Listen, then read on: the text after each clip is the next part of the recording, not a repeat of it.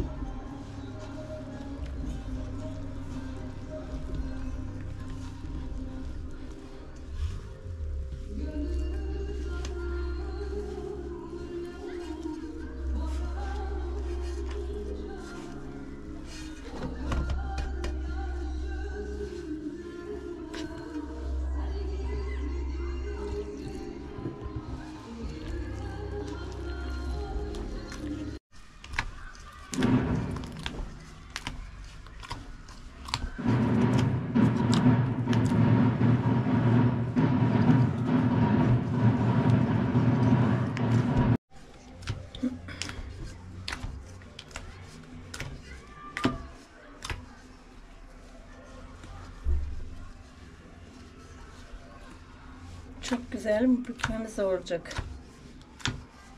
Hep beraber yapalım.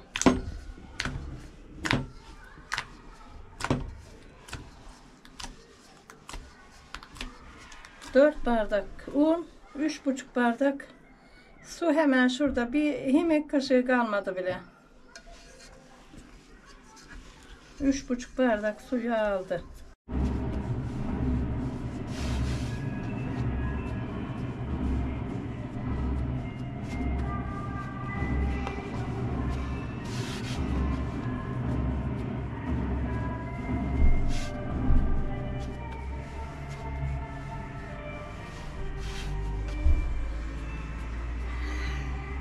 Sevgili takipçilerim, sadece un, su, biraz maya. Yani çok güzel bir bükme oluyor. Haydi hep beraber yapalım. Yumuşacık yiyin. İçine de ne bulursan koyarsın. Ispanak olur, peynir olur, kıyma olur, her şey olur.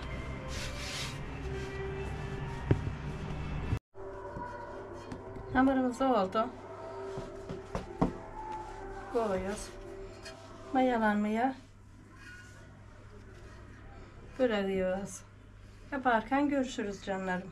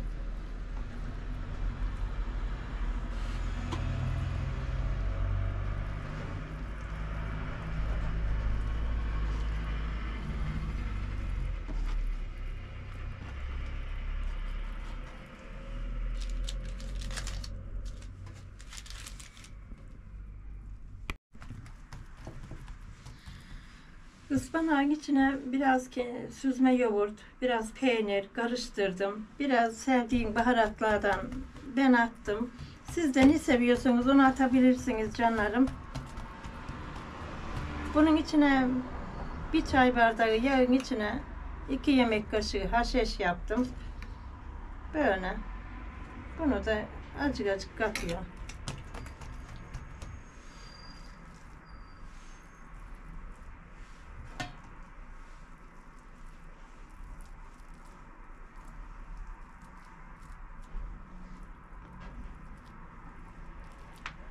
Böyle yuvarlayıp gidiyoruz.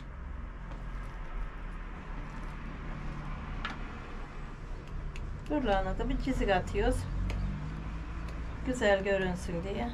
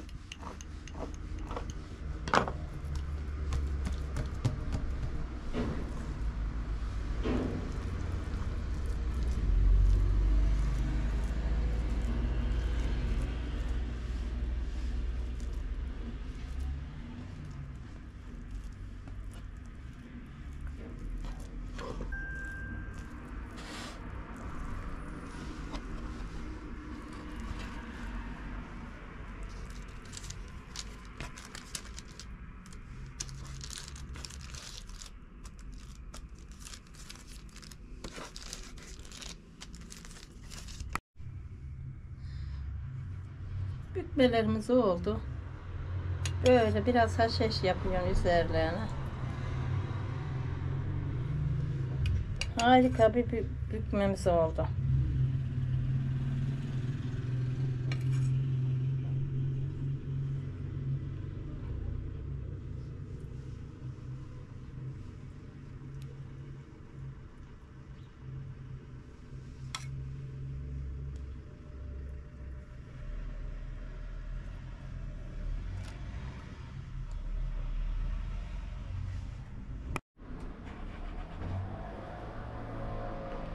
Sevgili canlarım, bükmem pişti. Bükmemi kesecektim ama vazgeçtim. Bütün yaptım. Çok güzel oldu. Siz de yapın yiyin. Afiyet olsun. Çok da kolay oluyor. En şeysi de o. Şuna bak. Ben size şöyle bir göstereyim. Altı da harika. Ispanaklı. Peynirli. 160 dereceye yarım saatte pişti. Tabi yani siz yine kontrol edin. Fırınınız belki daha çabuk pişirir. Belki geç pişirir. O yüzden dikkat ederek pişirin. Ben kodumu koy vermiyorum peşine. Bakar durun. Camından bakarım. Canlarım vallahi gerçekten çok güzel oldu. Yapın yiyin. Afiyet olsun. Bal şeker olsun. Şöyle bir de göstereyim ben size böyleyim.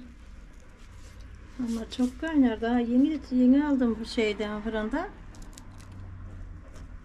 Çok güzel. Bölüp yiyeceksin. Ama elim vallahi çok yakıyor.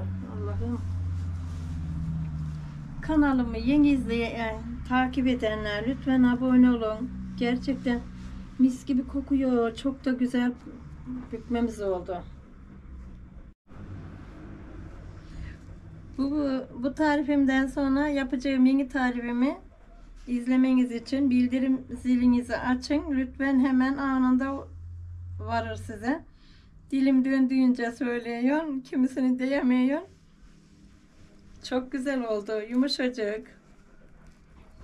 Yeni çıkıverince zille çıtır çıtırdı ama koy veriyor mayalı olduğu için çok güzel. Lütfen edin yiyin hanımlar. Anneler kakıverin hemen öyle erinmeyin. Edin yiyin. Afiyet bal şeker olsun. Allah'a emanet olun, hoşça kalın. Yorumlarınızı bekliyorum.